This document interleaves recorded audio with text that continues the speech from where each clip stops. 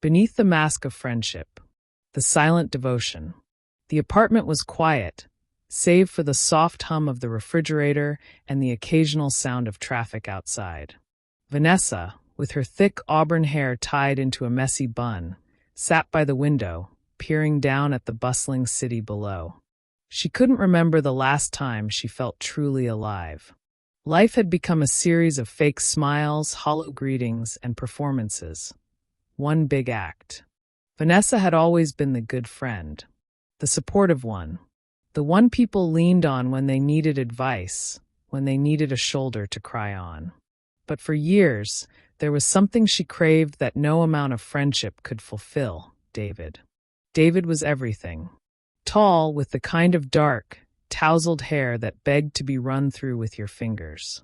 He had an old soul, patient, kind, and with a deep sense of humor that could make even the most broken person laugh. Vanessa had fallen for him the day they met in college, when they both worked together on a class project. He had the rare gift of making everyone feel special, but she knew deep in her heart that he was meant to be hers. But there was a problem. Sophie. Sophie was everything Vanessa was not. Blonde, tall, effortlessly beautiful, and above all, perfect for David in ways Vanessa never could be. Sophie had been Vanessa's best friend since childhood. They'd shared everything: bedrooms, secrets, heartbreaks, and dreams. They'd even moved in together after college, both beginning their lives in the same city, with David close by, their group of friends like a tight-knit family. But somewhere along the way, Sophie and David became more than just friends. They became engaged. And the wedding was in 3 weeks. Vanessa had smiled at the news, of course, pretending to be happy for them both.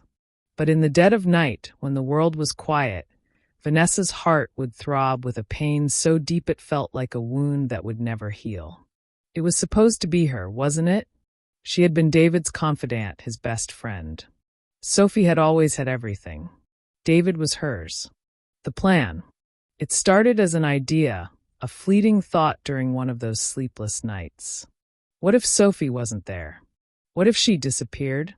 Vanessa had dismissed it at first, the thought revolting even as it formed in her mind.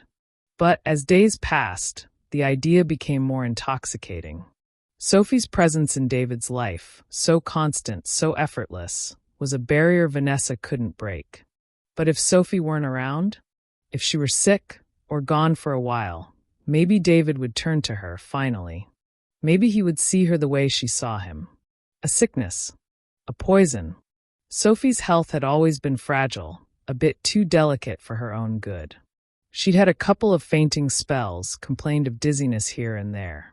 It wasn't unusual, but it was enough for Vanessa to research ways to make her friend ill. It didn't take long before she found the perfect method. A small, almost undetectable poison. Something that could mimic the symptoms of a severe flu or food poisoning. Sophie would be bedridden, weak, but not dead. And when she was gone, David would be hers. Vanessa went to work, blending the poison into their shared meals, just enough to take Sophie to the brink. She watched every night as Sophie became more and more exhausted, pale, and feverish. Vanessa's heart would race, watching Sophie curl up under the blankets, unaware that the very thing she trusted most was silently eating away at her. The poison takes hold. It wasn't long before Sophie's condition worsened. She became bedridden, pale and gaunt, unable to keep any food down. Sophie, always the optimist, had asked David repeatedly to stay home, but he couldn't. The wedding was coming up, and the pressure was mounting. David's devotion to Sophie had always been evident. He rushed home every evening after work, barely sparing time for anything else. But he was worried now, really worried. He'd taken Sophie to the doctor twice, and each time they told her to rest. Just a virus, they'd said. But Vanessa could see it, even when David couldn't. Sophie was dying, and there was nothing David could do to save her. Vanessa had made sure of that. The breaking point. It was late one evening when the final act unfolded. Sophie, delirious with fever, whispered weakly from her bed. David, I'm so sorry. I didn't mean to. Her voice was hoarse, her body trembling under the weight of the illness. David was at her side instantly, holding her hand. Don't talk like that, sophomore. You're going to be okay. We'll get through this. Just rest. Vanessa watched them from the doorway, feeling a twisted satisfaction. The guilt, the fear, it was all worth it. Sophie wasn't long for this world, and when she was gone, David would turn to her. He would have to. She had been there for him all along, hadn't she? But as David held Sophie's hand, his face filled with sorrow, a sudden pang of doubt hit Vanessa like a freight train. Was this truly what she wanted? Her heart ached as she saw Sophie, the girl who had been her confidant, her partner in crime, slowly slipping away. Sophie wasn't just her best friend.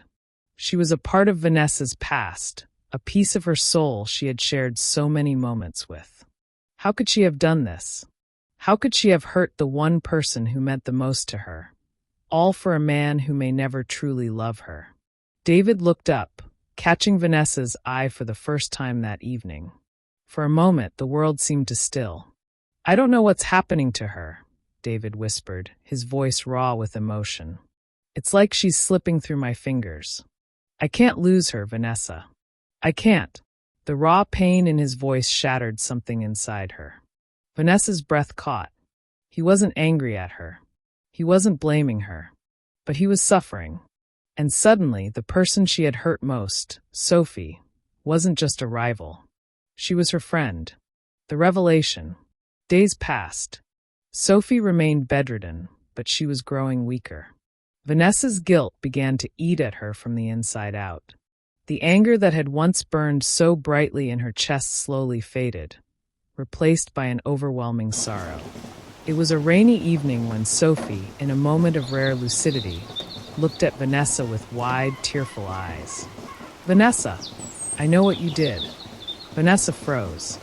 Her heart stopped. Sophie's voice was a whisper, but it cut through the room like a knife.